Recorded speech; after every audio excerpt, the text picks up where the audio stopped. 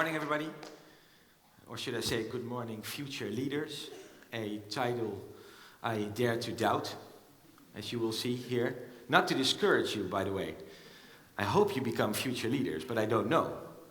The unknown will lead the future, I think. And everybody who says differently is lying, I think. Nevertheless, I'm very honored to be here, to be speaking to you. And therefore, to express that honor, I have set the standard high today, for myself, at least. And that standard is I want to give you a new idea. I know TED is about ideas worth spreading, but I want to do something more. I want to give you a new idea, or at least I think it is a new idea. I've never seen this idea before. I know the Dutch philosopher Spinoza has written something in the direction of it, but not as I think of it. And this idea is not the end of religion, as Max just said, because that's what Nietzsche saw coming, and the end of religion, and the coming of nihilism in Europe. He didn't know O.O. Gerso then, but I think something about what he had in mind. No, I don't want to talk about the end of religion. I want to talk to you about there not being religion at all. I don't think religion exists. I think the word religion, or the concept of religion, is something without meaning. And I will try to convince you of that today. But before I do so, I have to tell you something a little bit more about myself and about what I am. Most of you may know me as the chief editor of a newspaper. Some of you may know me as a philosopher. I don't like both titles. I rather see myself as a thinking journalist, something like that, which is a much rarer phenomenon than either chief editor or a philosopher. I have proof of that.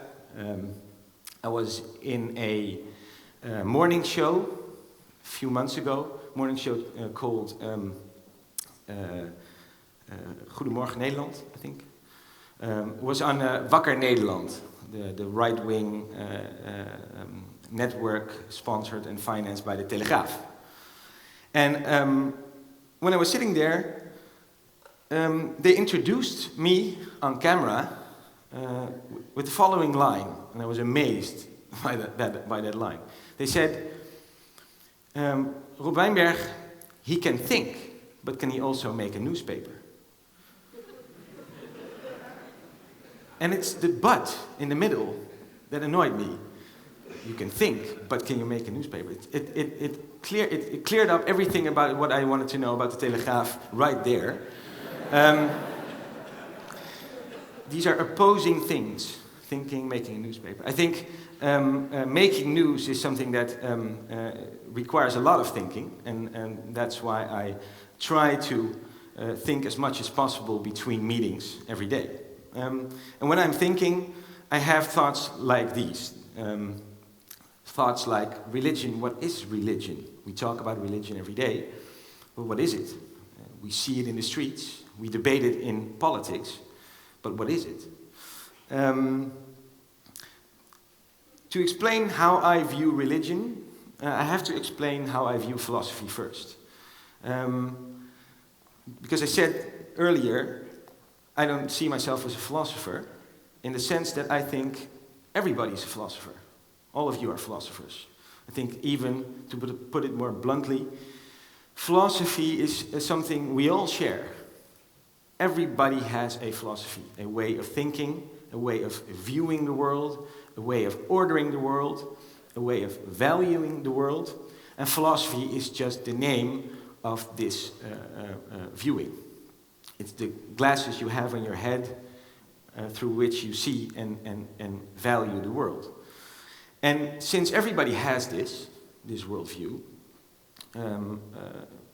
everybody, in my view, is some kind of philosopher. The only difference between, let's say, professional philosophers and amateur philosophers is that professional philosophers try to study what other people's worldviews are.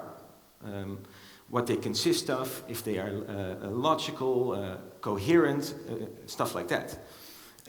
So I study worldviews, and while studying these worldviews, I noticed that they have something in common. They are all different, but they have a core common denominator. That is that, first of all, they are all founded upon some ground principles, let's say. Some axiomas, you might call them, or dogmas. And there's no, I haven't seen any worldview, or any philosophy in the world that hasn't accepted this, let's say, first principle in its ordering. Even anti-fundamentalist philosophies have first principles. One being, for example, there are no first principles. My worldview, my own worldview, I tend to explain as anti-fundamentalist, which means I don't accept something like a first principle of a worldview, and I don't accept there is some way to determine if one worldview is better than the other, or is more true than the other. Nietzsche was mentioned earlier. Nietzsche said it most clearly, I think. Nietzsche said, there's no way you can dig down below interpretations and get to facts, and there's no way you can rise above interpretations and get to facts. There are only interpretations. Everything is an interpretation. Everything is a worldview. Religion, as a science, tries to rise above interpretation or dig below interpretation and get to fact, get to objective measures of the world. Now, this view I have is many times been criticized as being relativist. Relativist means, you can hear Geert Wilders criticize this view many times. Relativism, in his view, is something bad, because then you don't have value at all. Everything is as good as anything goes. Every worldview is as good as any other. This is not what anti-fundamentalism implies, I think. What it implies is there is no non-human or objective or non-interpretive measure to compare worldviews in a hierarchy. So there's no way you can say Newton had a better explanation of the world than Plato, for example. You can put these worldviews to a different use. That's something different. And I'm not only an anti-fundamentalist, I'm also a pragmatist. So usability of a worldview is my primary,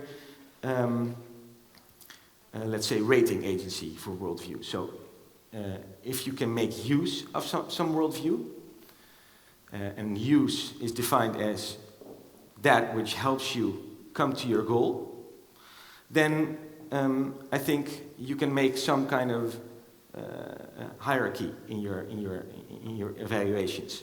So, for example, if I want to explain to my girlfriend how much I love her, I can make much more use of Plato than of Newton. Doesn't make it more true, but it makes it more usable for what I want to say. If I use Newton, explaining how much I love her, I start about materialism and about how my brain works and how evolution made me fall in love because I have to reproduce. This doesn't cut the message. She will stare at me and say, what are you babbling about? If I use Plato, I can use romanticism, romantic metaphors, to explain what I want to say. If I want to go to the moon, then I have nothing to say about Plato. Nothing. Doesn't help me go to the moon. I much rather use Newton. explains much better the world in achieving that goal. So this is not a question of which worldview, of opposing worldviews, are true. It's what use you want to make of it. So keep this in mind when I talk about religion. This is my worldview, and from this worldview comes my view of religion. And as I said before, my first premise is there is no such thing as religion. A title I plagiarized from an American philosopher, Stanley Fish, who once wrote a book, There's No Such Thing as Free Speech. He also talks about religion. I substituted free speech here for religion. Why? There are three categories in which people distinguish religion from other worldviews, other practices, non-religious worldviews. The first one is religion is based upon a transcendental authority, or God. Transcendental means it's not on earth, it's, you can't empirically see it, you can't prove it. It's something that doesn't exist in our experience, maybe only in our minds. You cannot know it, you can only believe it, something like that. Okay, this often is put forth as one of the most distinguishing features of religion. It's not. Every worldview is based upon a transcendental axioma like this, every one. Even the one that is opposed to it most often, science, is transcendental in its core. And it's not surprisingly that one of the founding fathers of modern science, Immanuel Kant, called his scientific worldview transcendental idealism. Because, and what is transcendental about the scientific worldview, there are, as in religion, a few assumptions that you cannot prove nor disprove. One being time. Second being space. Third being causality. Fourth, experience. Fifth, the primate of experience in your knowledge. So you have to have experience to get to knowledge. This is what a scientific worldview accepts as true without any evidence. Every scientist who does a research accepts that there is something like time, space, causality, experience, and following from experience, knowledge. This is not universally accepted. There are as many philosophers doubting any of these categories as there are atheists doubting the existence of God. So, this is the first premise, which I don't think distinguishes religion from any other worldview. You can take any worldview, you can take liberalism, socialism, Marxism, doesn't matter. You always come to some core of transcendental axiomas. Liberty is one, autonomy is one. You can fill it in. The second distinguishing factor about religion often is said is that it is authority by revelation. So science produces knowledge in testing or in research, and religion always is based upon some book that came from anywhere, I don't know where, came upon us and was revealed to us. Fascinating word, revealed. What is revelation? I think every worldview came this way. If you ask Mark Rutte why he's a liberal, he probably eventually will start talking about John Stuart Mill or one of that crowd. There are books, there are ideas, And these ideas came from revelation in our minds, in books, talking to other people. There's no clear distinguishing feature about religion that makes this any different from any other source. This is the second one. The third one, last one, is they often say, well, religion is not only a worldview, it's not an opinion, it's also a way of life. It's a practice. You have not only things you believe, you also have things you do. Well, I don't think there's any worldview without a practice. Scientists have practices. Liberals have practices. Way they dress, way they act, way they talk. Everything following from the way you view the world is how you act upon it. So, you might ask yourself, let's take an example. We have a lot of discussions recently in the news about the burqa. They say, well, you have discussions about, well, should we forbid this garment or not? And every time the discussion ends in a discussion about religion, freedom of religion.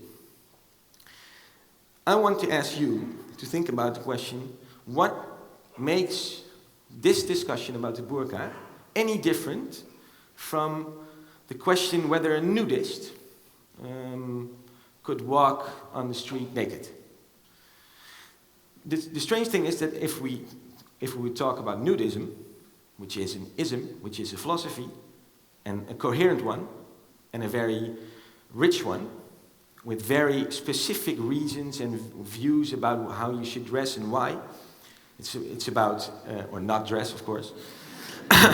It's about, it's based upon the principle of a natural order. It accepts nature as its God, for example. If we talk about nudism, you would never say, well, this is freedom of religion. No, you would say it's a cultural or political act or something like that. And there hasn't been any discussion about whether or not to forbid or not to forbid nudism in the street. We just do. So why is wearing a veil of your whole body a different case? It's the only reason is that we accept this difference between religion and non-religion. So my proposal would be to eradicate this difference. Not to eradicate religion. You can't. Everything is religion, or nothing is. But to eradicate this very concept, this very difference made between religious and non-religious acts. There is no possible way to act non-religiously. What would that be a solution for? Well, I think if you take freedom of religion, which is a human right, I always wondered why, which is something we have in our constitution.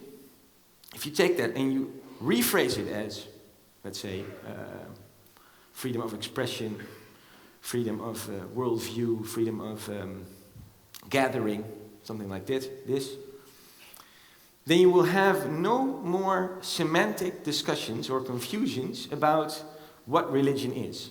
This will solve many things. I'll illustrate you by one example. There was a court case not so long ago about an imam who said that homosexuals should be thrown out of balconies. I don't know if some remember this case. There was a lot of fuss about. And this imam said you have to throw homosexuals off the balcony, and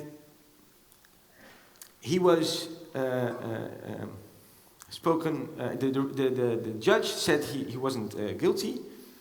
He didn't deserve punishment because of freedom of religion. This was his freedom of religion. Now I ask myself, if I say something like that, and I'm not an imam, I'm not a Muslim, I'm not a Christian, I say I'm an atheist, what then? Should I be judged by different measures? Should I be judged by different... Oh, we hebben nog... wrap it up. If you don't ask the question, what is it? You don't have the problem of defining it. This is one of the biggest insights I have from the pragmatist philosopher Richard Rorty. And I want to give you one last advice. Never accept the premises and the worldviews that you see around you unless you know for yourself why. So as Steve Jobs would say, please think different. Thank you. Thank you, Rob.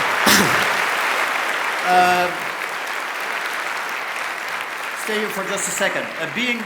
Being an adherent of the philosophy of pragmatism, how does that impact your leadership style at a daily newspaper? Well, it impacts it severely because as a pragmatist, I listen to other people, not trying to discover if they're right or wrong, but what the value and use of their opinion is. So I value discussion, whether or not it is about something I agree with or not, very much. So I leave room for everybody to express what he wants to say. That's the most important impact it has. And your newspaper is a very pragmatic newspaper, right? It does not adhere to any philosophies. No, except that it